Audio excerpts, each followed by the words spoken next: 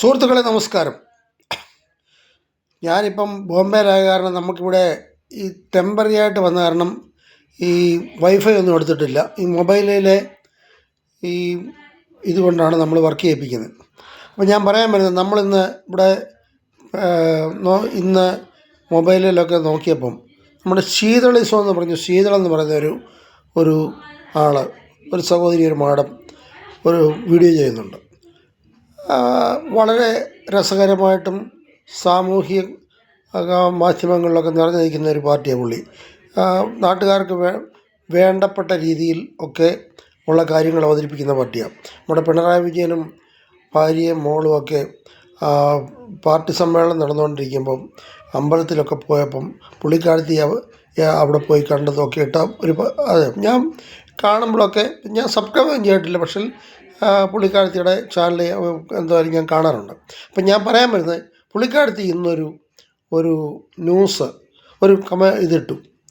അത് ആന്ധ്രയിൽ നിന്ന് വന്നത്. ഇപ്പം ആന്ധ്രയും തെലുങ്കാനയും ഇപ്പം രണ്ടായി. എവിടെ നിന്നാണെങ്കിലും അവിടുത്തെ ഒരു ലോക്കൽ ചാനൽ ഒരു വാർത്ത അവതരിപ്പിച്ചു. അവിടുന്ന് ഒരു അയ്യപ്പനെ നമ്മുടെ അവിടെ വന്നിട്ട് അയ്യപ്പനെ കാണാൻ ഒത്തില്ല എന്ന് പറഞ്ഞു. ഒരു പോലീസുകാരനോട് കംപ്ലൈൻറ്റ് പറഞ്ഞു.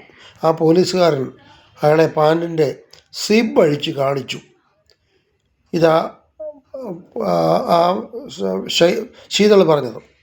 ഞാൻ ഓർക്കായിരുന്നു, പണ്ടൊക്കെ ആണെങ്കിൽ കണ്ടക്ടർമാർ മുണ്ടെടുത്തുകൊണ്ട് പോകുമ്പം കണ്ടക്ടർമാർ പാൻറ്റാണ്, അപ്പം യാത്രക്കാർ ഈ തുണിമൊക്കെ കാണിക്കുമ്പം കണ്ടക്ടർ അതിലൊക്കെ അടുത്ത് നിൽക്കുന്നതിൻ്റെ മുണ്ട് പോക്കി കാണിക്കുന്ന ഒരു പരിപാടിയായിരുന്നു.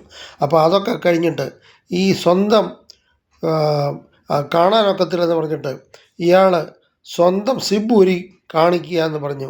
ഇതൊരു നാണക്കേട്. അപ്പം ശീതള തന്നെ പറയുന്നുണ്ട്, ഇത് അവർ പറഞ്ഞതാ, ഇത് നടക്കാതിരിക്കട്ടെ എന്ന് നമ്മൾ തന്നെ ചിന്തിക്കുന്നത്. ഏതായാലും ഇത് നടന്നിട്ടുണ്ടെങ്കിൽ കേരളത്തിനാകെ അപമാനമാണ്. ഒരിക്കലും ഇത് നടക്കാതിരിക്കട്ടെ എന്ന് ശീതൾ പറഞ്ഞ പോലെ തന്നെ ഞാനും പറയുന്നു.